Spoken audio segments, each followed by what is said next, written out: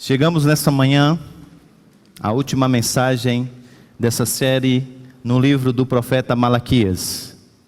O tema dessa série é uma conversa franca sobre a vida diante de Deus.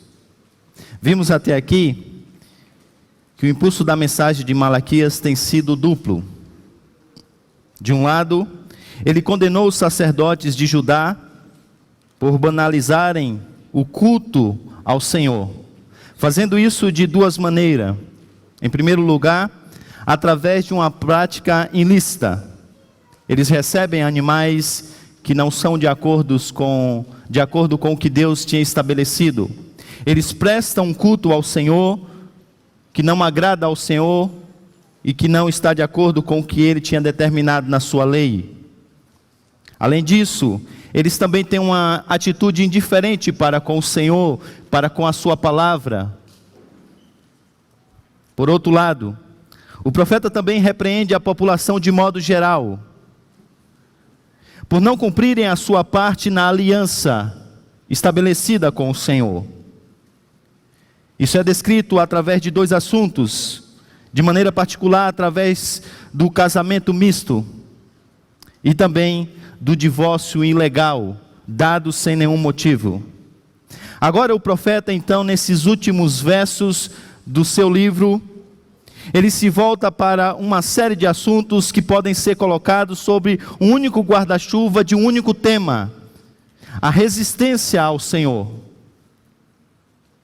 Há claramente um padrão que é apresentado nesses últimos versos, que vão desde o capítulo de número 2, versículo 17, até o capítulo de número 4, versículo de número 6.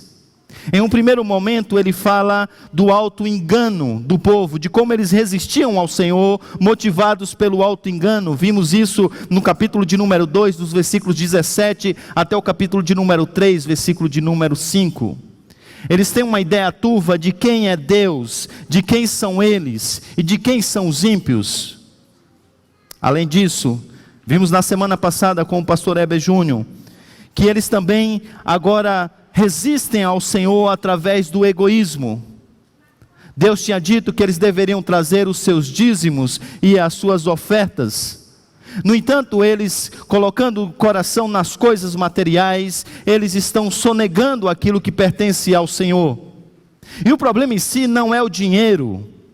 O problema é o lugar que esse dinheiro ocupa no coração dessas pessoas.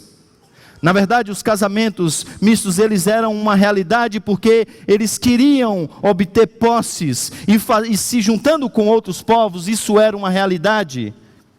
De tal maneira que o dinheiro era um ídolo do coração, e esse egoísmo, esse amor a si mesmo é demonstrado pela maneira como eles retinham aquilo que pertencia ao Senhor. Isso ainda é uma realidade no meio do povo de Deus. Hoje, é com tristeza que nós percebemos que há muitas pessoas que não são dizimistas, que não são ofertantes, que resistem ainda à providência do Senhor, que resistem ainda ao cuidado do Senhor, que se voltam desobedecendo ao Senhor, diante de um princípio tão claro estabelecido na palavra do Senhor. Isso revela muito do nosso coração, isso revela aonde está a nossa confiança, aonde nós depositamos a nossa própria vida. E é terrível perceber o número de pessoas que ainda pensam assim, mesmo sendo confrontadas com a palavra do Senhor. E o texto de hoje então apresenta um outro elemento dessa resistência ao Senhor, porque agora ela vem na forma de autossuficiência. Porque o Senhor disse assim: olha, fazei prova de mim, e veja se eu não vou abençoar a vocês, se eu não vou cuidar de vocês. No entanto, eles têm uma ideia errada de que, na verdade, toda a reconstrução que está sendo feita até agora é fruto do seu próprio braço, do seu próprio trabalho. Eles não conseguem perceber que, na verdade, é o Senhor que está os conduzindo, é o Senhor que está os abençoando. Então eles resistem ao Senhor. E eles se acham, chegam diante do Senhor com a sua autojustiça, com a sua autossuficiência, dizendo na verdade, o que o Senhor tem nos dado? Tudo é fruto da obra das nossas mãos. E se nós formos colocar as coisas na balança, se nós formos fazer as contas, é o Senhor que está em dívida para conosco. Porque aqui estamos nós, obedecendo a sua lei, fazendo a sua vontade, mas e qual é o lucro disso? O custo tem sido muito maior do que o benefício. É só o Senhor olhar à nossa volta, e o Senhor perceberá que os ímpios prosperam mais do que nós. E eles chegam a uma conclusão terrível: é inútil servir ao Senhor. É inútil servir ao Senhor. Leve seus olhos então, e vamos ler o texto.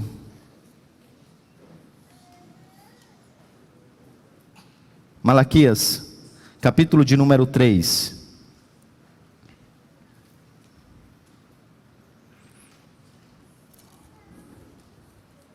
Versículo de número 13.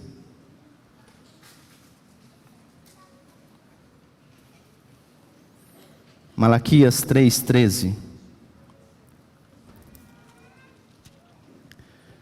Vocês têm dito palavras duras contra mim, diz o Senhor. Ainda assim perguntam: o que temos falado contra ti? Vocês dizem: é inútil servir a Deus. O que ganhamos quando obedecemos os seus preceitos e ficamos nos lamentando diante do Senhor dos Exércitos? Por isso agora consideramos felizes os arrogantes, pois tanto prosperam os que praticam o mal, como escapam ilesos os que desafiam a Deus. Depois, aqueles que temiam o Senhor, conversaram uns com os outros, e o Senhor os ouviu com atenção.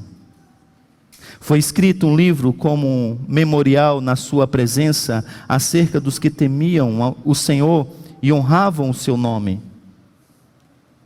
No dia em que eu agi, diz o Senhor dos Exércitos, eles serão o meu tesouro pessoal.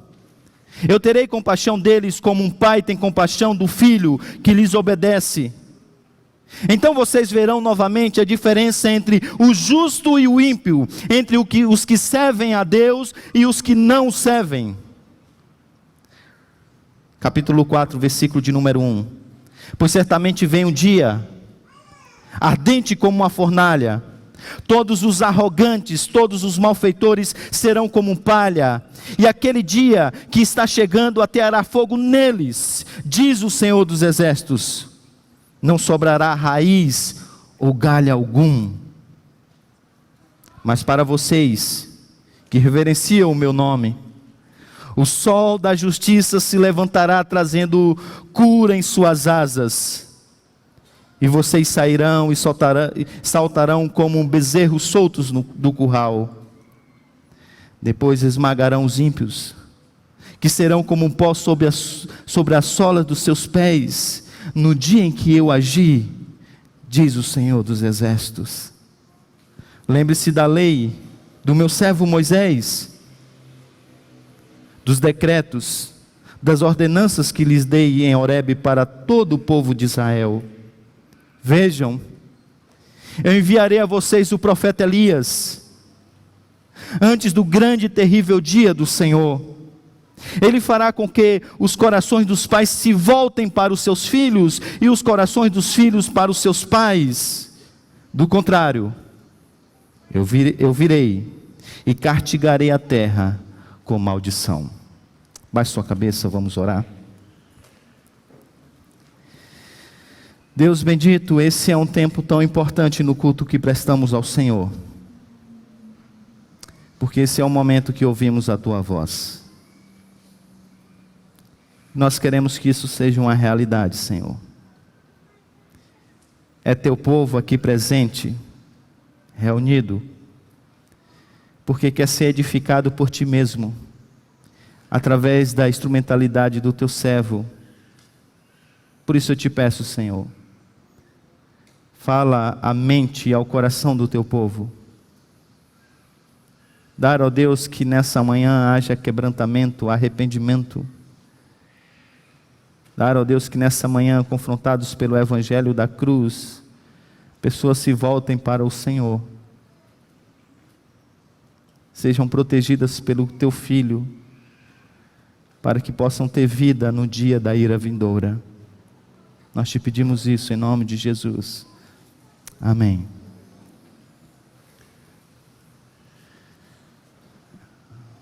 Durante o período das eleições, muitas pessoas expressaram, através de vídeo, de textos, aquilo que elas pensavam em relação a várias coisas da vida. Como essas eleições também tinham valores que são comuns ao cristianismo, percebemos também como as pessoas veem e pensam o que é Deus e como elas se relacionam com os valores do seu reino. Eu vi pelo menos 2 vídeos que me chamou a atenção. O primeiro deles era de uma pessoa que tinha escrita assim no seu peito, um homem, a palavra Deus. Em uma performance, essa foi a melhor palavra que eu achei para descrever isso, ele se aproxima de uma câmera, e ele então, em tom de desdém, desprezo, ele apaga a palavra Deus escrita no seu peito, e ele bagunça tudo, ficando apenas um borrão vermelho. Para finalizar a performance, ele retorna no caminho oposto, e nas suas costas está escrito o nome Deus pequeno e com letra minúscula.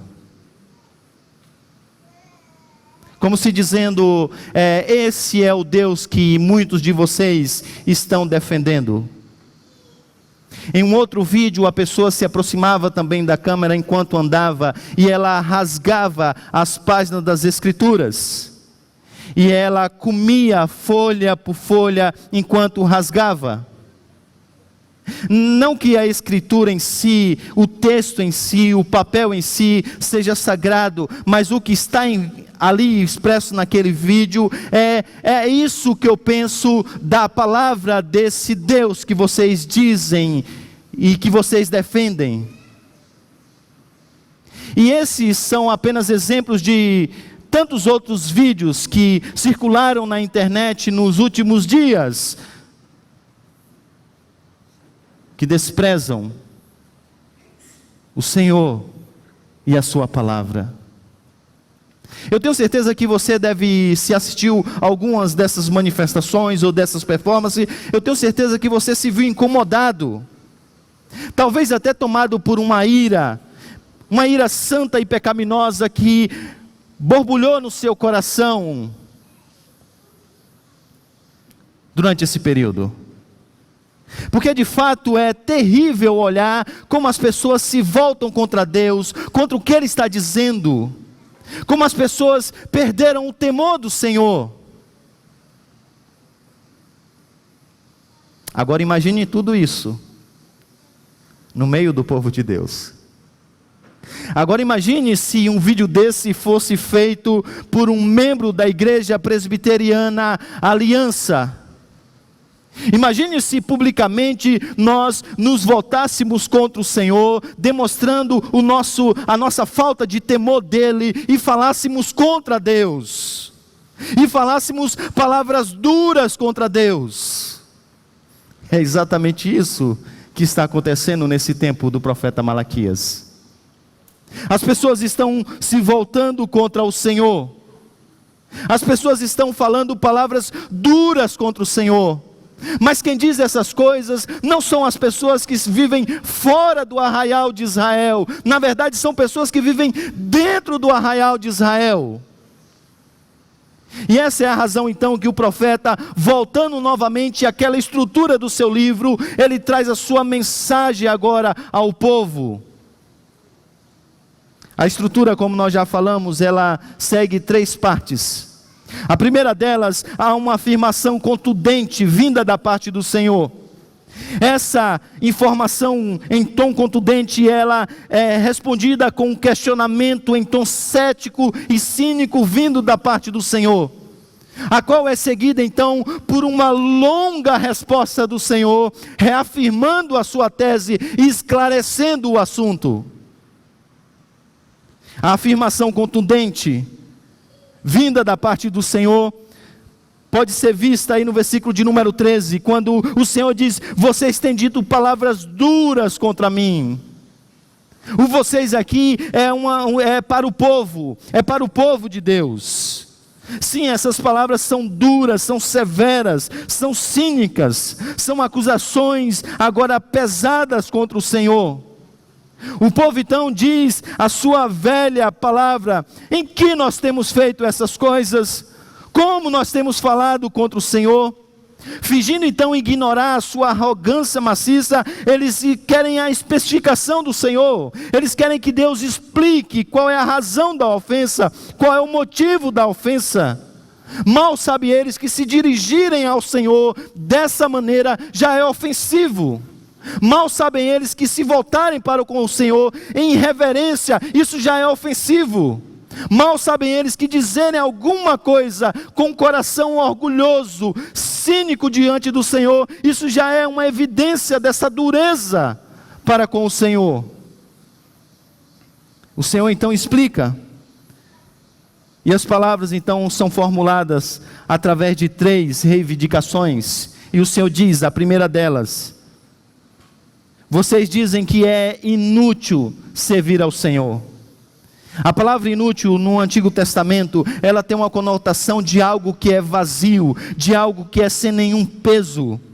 O que eles estão dizendo aqui é que servir ao Senhor não vale de nada, é mesmo que nada. A segunda alegação então, é que não há nenhum lucro em guardar a lei do Senhor. Eles dizem então, qual é o lucro em nós obedecermos os seus preceitos, de nós vivermos a sua lei? Nenhum. Porque o custo, como eu disse, tem sido muito maior do que o benefício. E como muitos modernos, eles também dizem ao Senhor que de fato o Senhor não tem sido bondoso, porque não tem dado aquilo que os seus corações desejam, não tem dado a prosperidade que eles tanto gostariam de obter. E porque eles não têm essas coisas, eles ficam bravinhos e se voltam contra o Senhor. E aí nós percebemos então que aqui há 2 coisas que precisam ser observadas. A primeira delas é essa soberba cínica. Sim, eles dizem assim: Senhor, veja, que quando o assunto é fazer a parte na aliança, nós temos feito a nossa. Sim, Senhor, nós temos feito todas as coisas, porque nós temos guardado os teus preceitos.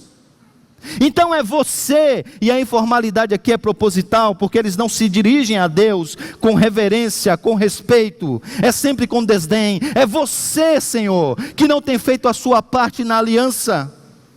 Porque o Senhor disse que se nós obedecêssemos ao Senhor, o Senhor nos abençoaria.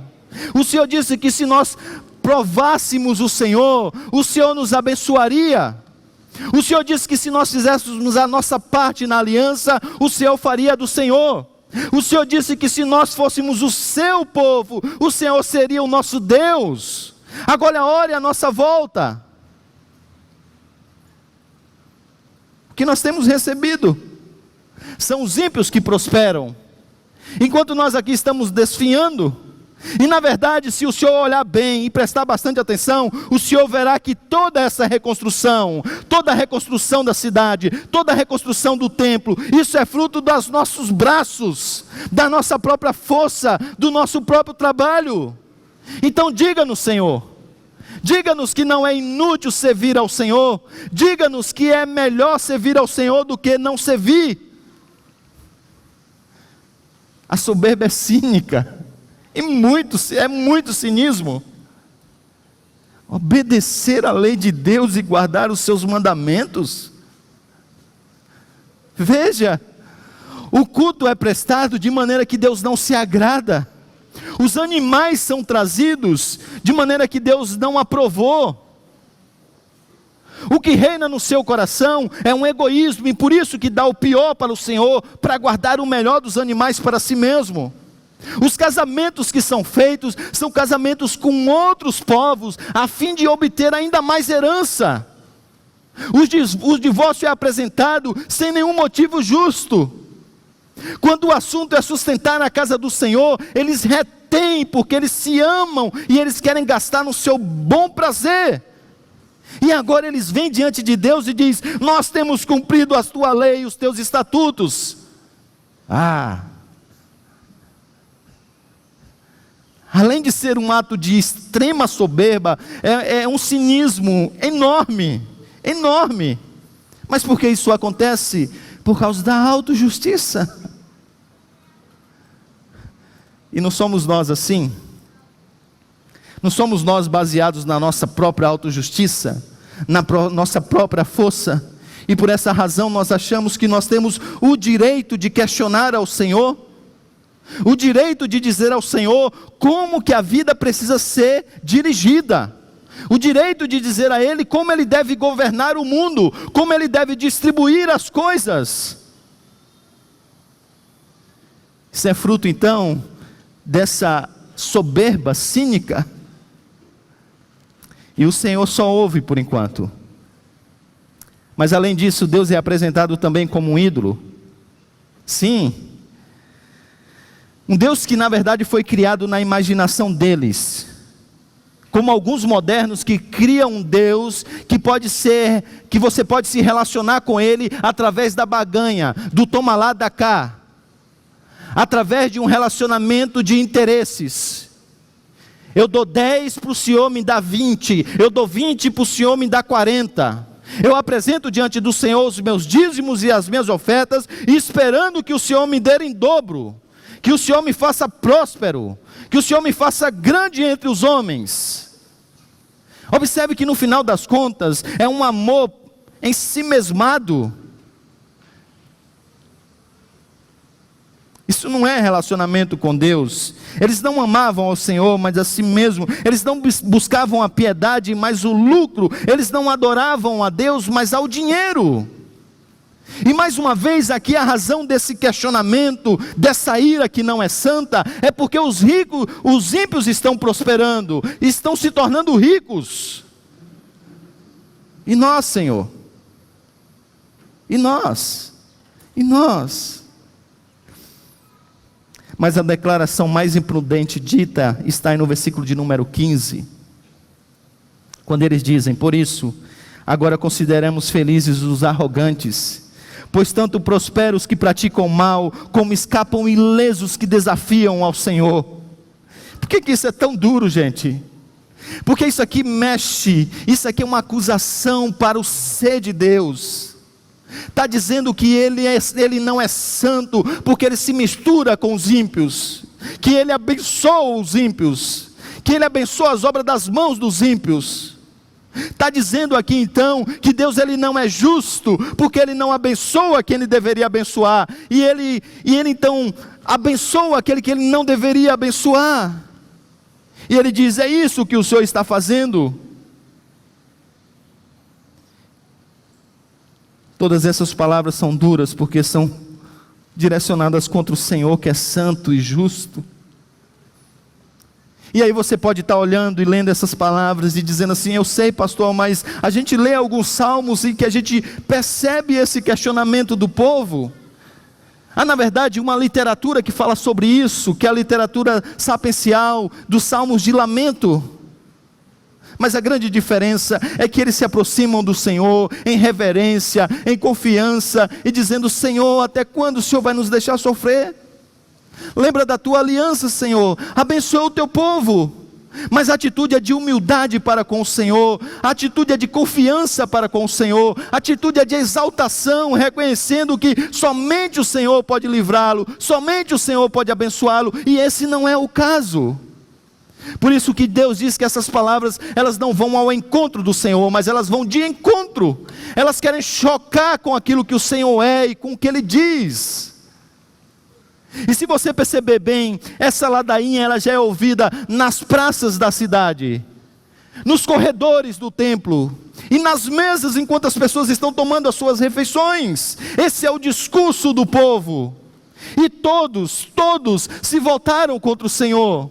Todos estão dizendo algo contra o Senhor. Não há nenhum sequer, que não se voltou contra o Senhor. Essa última afirmação não é verdadeira. Veja o versículo de número 16. Espera aí, há uma quebra aqui que é enorme. Veja o versículo 16: pois daqueles que temiam ao Senhor, eles conversavam uns com os outros.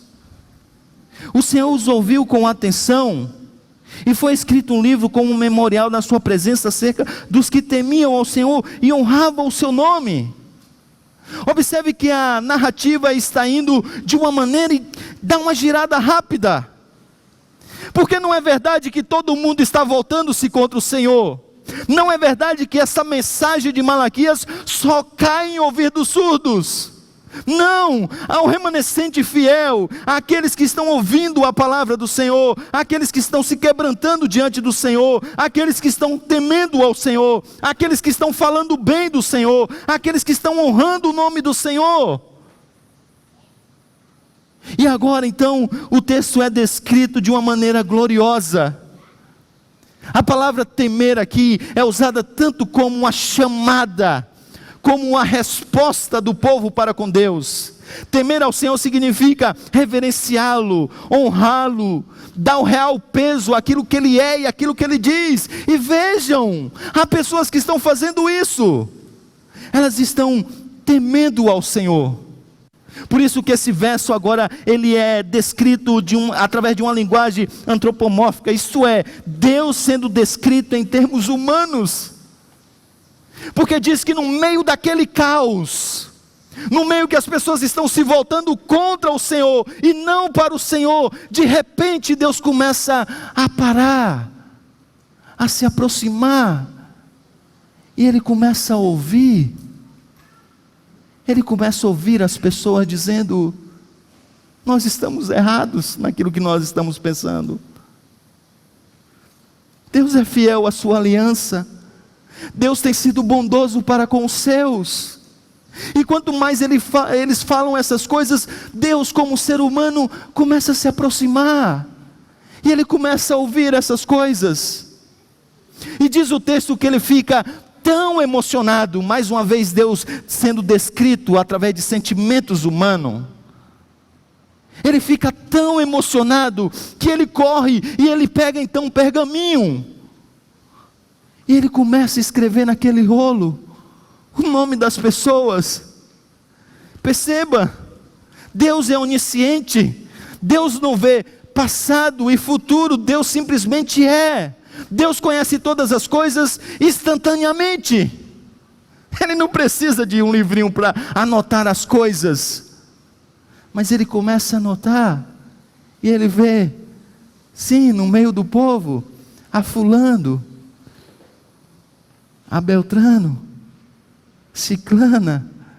E ele começa a anotar o nome dessas pessoas.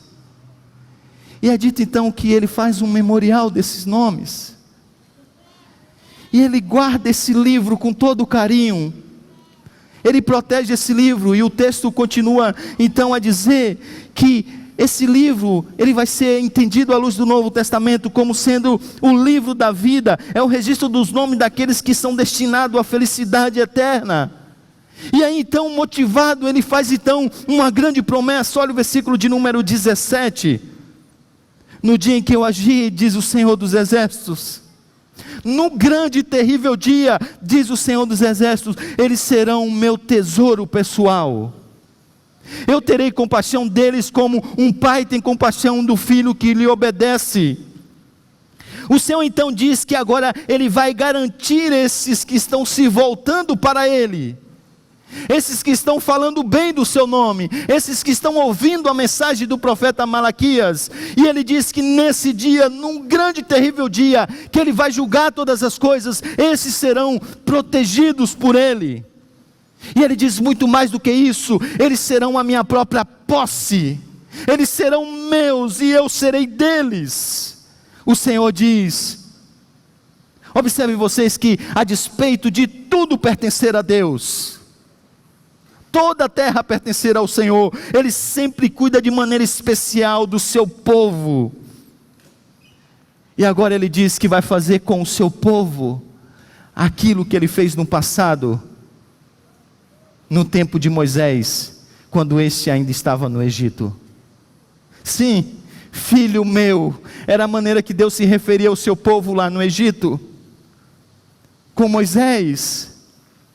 E teve um grande, terrível dia ali naquela ocasião, em que Deus disse: olha, liberte o meu filho. E Faraó disse: não, eu não vou libertar. E Deus disse: liberte o meu filho. E ele: não, eu não vou libertar. E Deus disse: então eu vou fazer algo. E Deus então trouxe um terrível dia,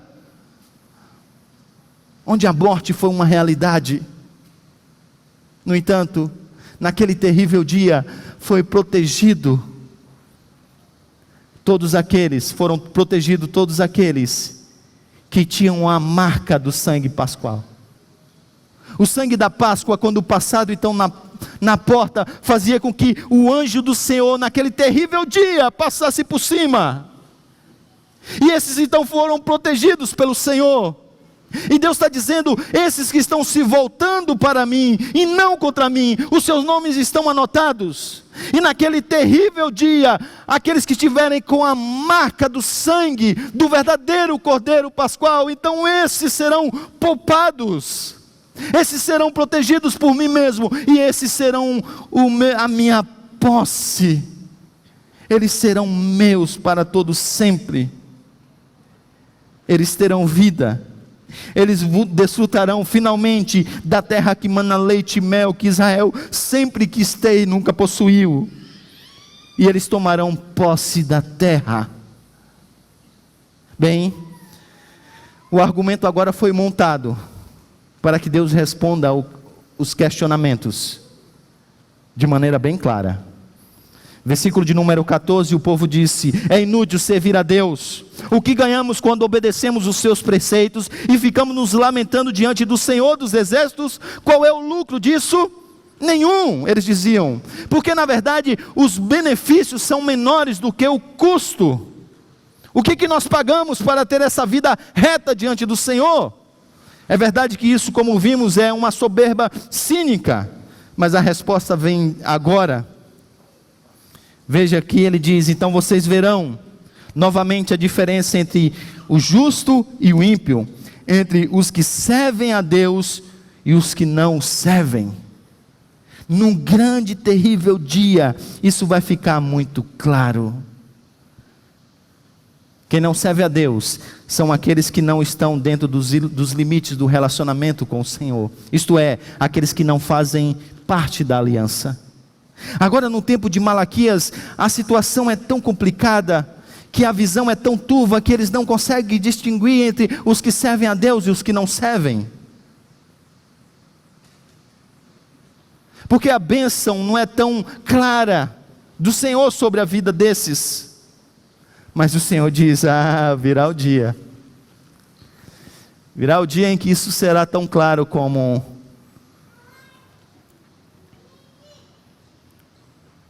a água que corre em um rio limpo.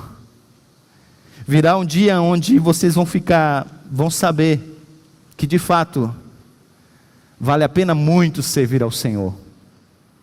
E a pior coisa é não servi-lo. Porque nesse mundo as pessoas podem até viver sem Jesus, mas será terrível morrer sem Ele. E aí ele responde direto, veja o versículo 15. Por isso, agora consideramos felizes os arrogantes. Tantos prosperam os que praticam o mal, isto é, malfeitores. Como escapam ilesos os que desafiam a Deus. Agora veja o capítulo de número 4, versículo de número 1. Veja como a resposta é direta. Pois certamente vem um dia, ardente como uma fornalha, e todos os arrogantes, do versículo de número 15, E todos os malfeitores, isto é, os que praticam o mal, do versículo de número 15, serão como palha. E aquele dia que está chegando, ateará fogo neles, diz o Senhor dos Exércitos. E para que não reste dúvida da justiça e da ira de Deus, o versículo termina dizendo: e não sobrará raiz ou galho algum.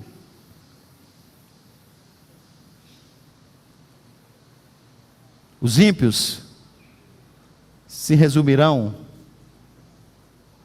a um bocado de pó. Pó. Todas as riquezas, pó. Todo o poder exercido nesse mundo, pó. Todos os carrões, pó. Toda a conta bancária, pó. Pó. Pó. Pó. Se vale a pena servir a Deus, se vale a pena fazer parte da aliança nesse mundo, se vale, se vale. Se é verdade que Deus, Ele não é um Deus santo e justo, está aqui a prova. Sabe por quê? Aqueles que falam de Deus, entre aspas, pelas costas, porque Deus vê tudo, mas pelas costas, vão ter que enfrentá-lo de frente no dia do juízo. E eu quero ver alguém assim escrito Deus, andando diante de Deus, encarando Deus e dizendo: vem em mim, Senhor. Quero ver no último dia se haverá coragem para essas atitudes. Isso também nos ajuda a entender uma coisa que é muito séria. Que o fato de Deus não acertar as contas dia após dia contra os ímpios que se voltam contra o seu nome, isso não quer dizer que Ele não vai cobrar toda a dívida em um dia.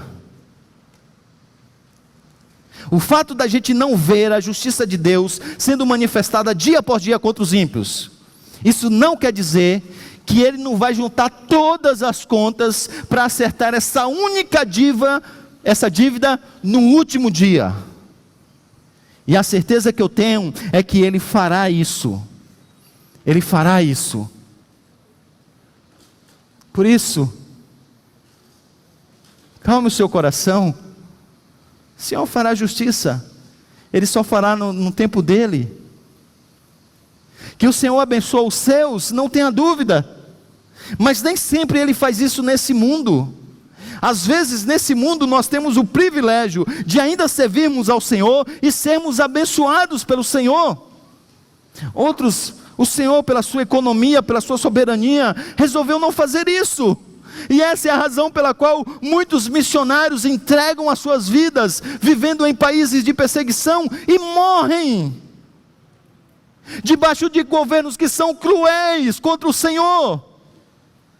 E você não vê um raio caindo na cabeça dessas pessoas. Você vê famílias sofrendo a perseguição. Isso quer dizer que Deus não julgará essas coisas? Não. Isso quer dizer que Deus não vai abençoar o seu povo? Não. A bênção do Senhor é certa, mas nem sempre é para esse mundo. Mas que nós vamos desfrutar do que Ele tem preparado para aqueles que Ele escreveu no seu livro e guardou com carinho. Isso não tenha dúvida, não tenha dúvida. E por isso Ele diz: olha, para esses que são agora, que estão ouvindo essa mensagem, que estão se voltando para mim, Ele diz que então, olha só, veja vocês, versículo de número 2 do capítulo 4, mas para vocês que reverenciam o meu nome, que honram o meu nome, o sol da justiça se levantará trazendo cura em suas asas. Isso é uma maneira poética de dizer o que Cristo vai fazer por nós no último dia. Curar a nossa dor, alimentar a nossa alma, cuidar das nossas vidas. E sobretudo curar aquilo que nós mais precisamos, que é nos livrar dos efeitos da queda. Esse sol agora com os seus raios que parecem uma asa, eles passarão pelo seu povo e eles trarão cura. Eles farão o seu povo viver a verdadeira shalom, isto é, o verdadeiro bem-estar esperado por todo ser humano. Sabe esse bem-estar que você fica buscando nesse mundo? Sabe esse conforto que você fica buscando nesse mundo? Esse dia você terá todas essas coisas, mas para todos sempre. Então para que você vai se prender a essas coisas? Para que você vai olhar para a grama do vizinho, se a sua é muito mais verde lá na frente? E ele diz que então isso vai acontecer, esse sol vai brilhar, ele vai trazer cura, a renovação, a força, e esse dia vai ser tão alegria, que imagine você, não precisa nem ter muita imaginação se você veio do contexto rural, os bezerros pulando quando foram soltos, de felicidade, de alegria. E essa é a descrição da cena.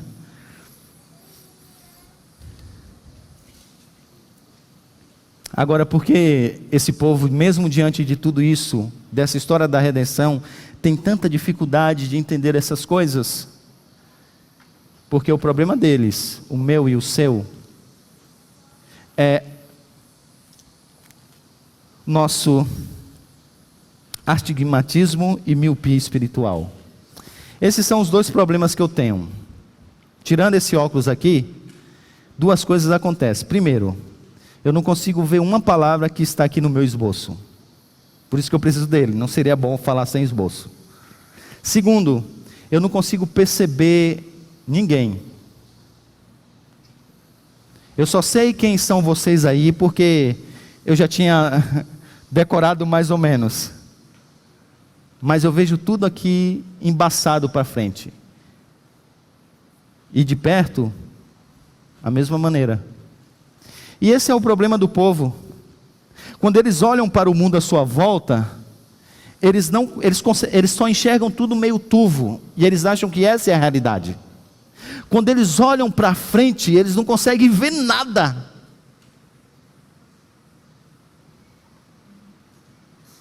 Eles não conseguem perceber o que é o justo e o que é o ímpio num grande dia do Senhor. Aí eles tomam as decisões assim, sem óculos, dizendo: Senhor, não faz sentido isso aqui. Aí Deus fala: veja um pouco mais lá à frente. Senhor, eu não consigo ver nada. E o Senhor então, Ele está dizendo: olha, vocês precisam ver a vida através das lentes da palavra.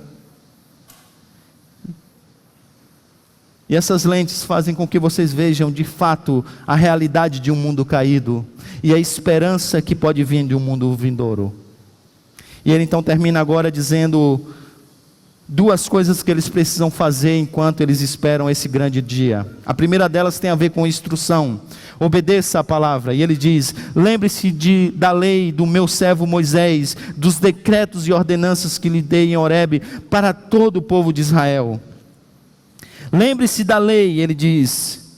O Senhor os redimiu, o Senhor os salvou, porque antes da lei veio a graça. Agora respondam a essa graça do Senhor através da obediência. E depois ele faz uma promessa que agora encerra, versículo de número 5 e 6. Vejam então, eu vou enviar a vocês o profeta Elias, antes do grande e terrível dia. Ele fará com que os corações dos pais se voltem para os seus filhos, e os corações dos filhos para os seus pais. Do contrário, eu enviarei então um castigo a vocês, eu enviarei maldição à terra. Eu vou mandar o meu profeta, ele diz, eu vou mandar o meu mensageiro, o meu Malaquias. Observe vocês que a descrição aqui é que o pecado rompeu todas as relações, não apenas verticais, mas horizontais, de tal maneira que uma leitura mecânica da lei, um apego à lei, como eles faziam, não era necessário. O que eles precisavam era de uma palavra redentora, que viria de um profeta, que traria cura aos seus corações e às suas vidas. E Deus diz: para que vocês não sejam achados em falta no último dia, eu vou trazer o meu mensageiro, e ele virá, e ele pregará a vocês. E essa mensagem vai ser poderosa. Por isso que ele diz: o meu mensageiro vai vir no poder e no espírito de Elias. Quando a gente olha para o Novo Testamento, a gente entende que esse profeta aqui, ele é João Batista, que veio para preparar o caminho, que veio para dizer que haveria de vir um outro profeta. Agora observe uma coisa. O texto termina citando dois personagens importantes das Escrituras. Moisés é o representante da lei. Elias é o representante dos profetas. A própria lei dada por Deus dizia que um discurso ele era reafirmado com a presença de duas testemunhas. E é como se Deus agora trouxesse a lei e os profetas para poder firmar o seu argumento e dizer: o que eu estou dizendo é verdadeiro. Em outras palavras, o dia do Senhor é uma realidade, e vocês podem esperá-lo como sendo certo. Esse dia será um dia de juízo para muitos, mas pode ser um dia de graça para alguns. É por isso que eu vou enviar o meu profeta, e ele vai pregar a vocês. A mensagem vai ser tão profunda, que vai mudar aquilo que vocês precisam mudar, que é o coração de vocês. Eu vou enviar então o meu mensageiro. João Batista vem,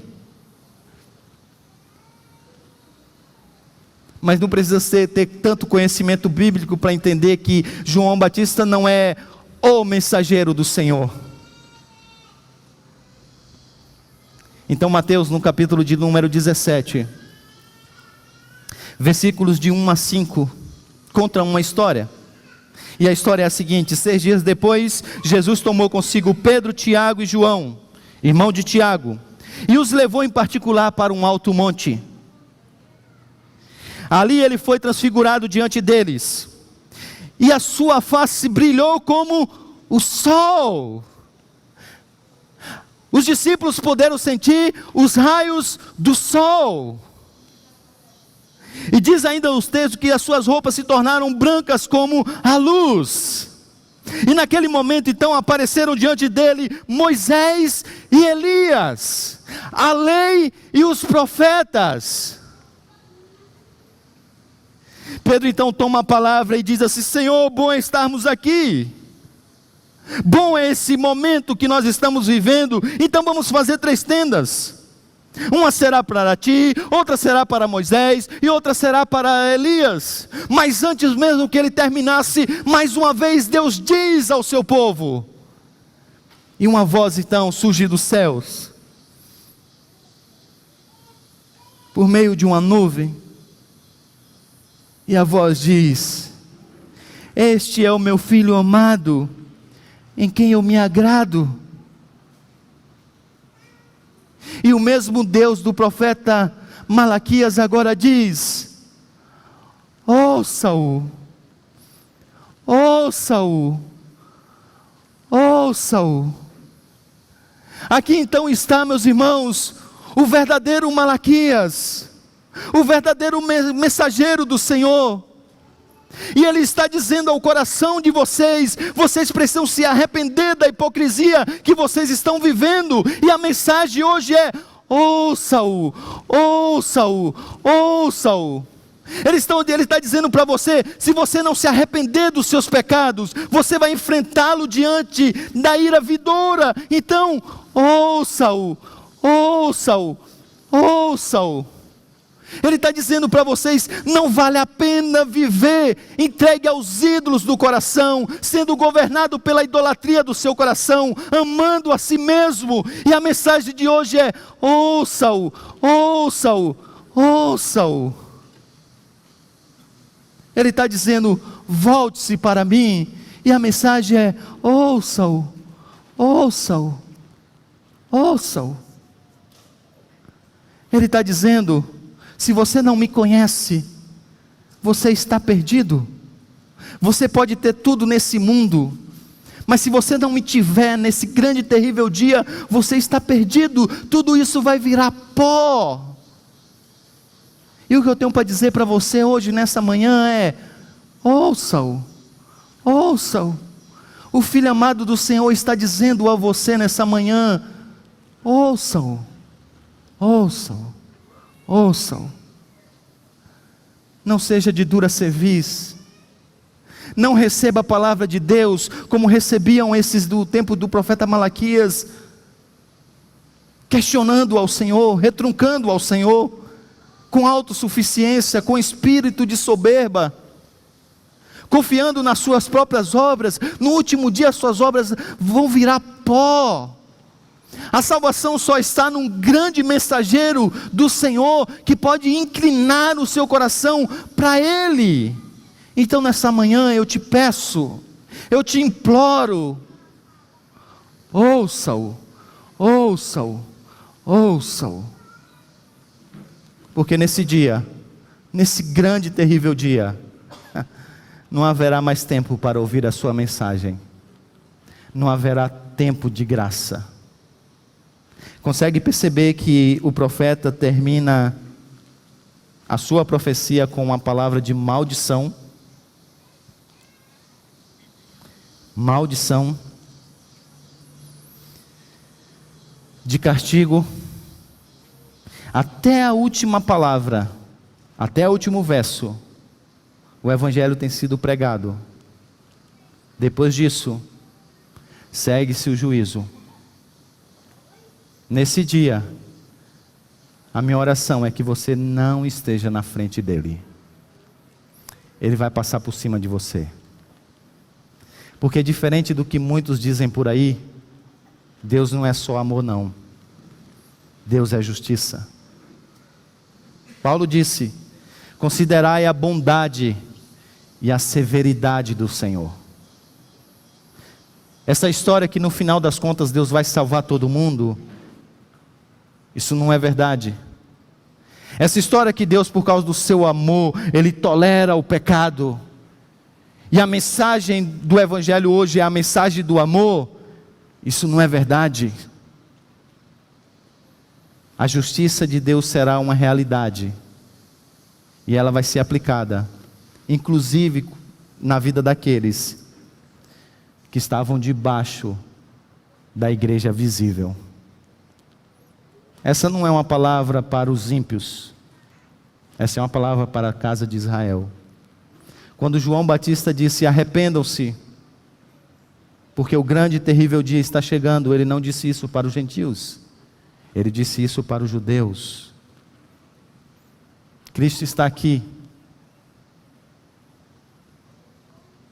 e o nosso Pai disse: ouça-o, ouça-o, ouça-o. Vamos orar?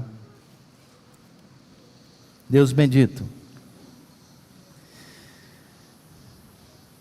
és um Deus justo, és um Deus santo. O Senhor não tolera o pecado. Por isso nós devemos lembrar do Teu amor, da Tua bondade, mas não podemos nos esquecer da Tua justiça e da Tua severidade. Mas nós Te louvamos, Senhor, pelo Teu Espírito que trabalha nos nossos corações, que muda as nossas palavras, para que venhamos a falar coisas que tragam glória ao Teu nome.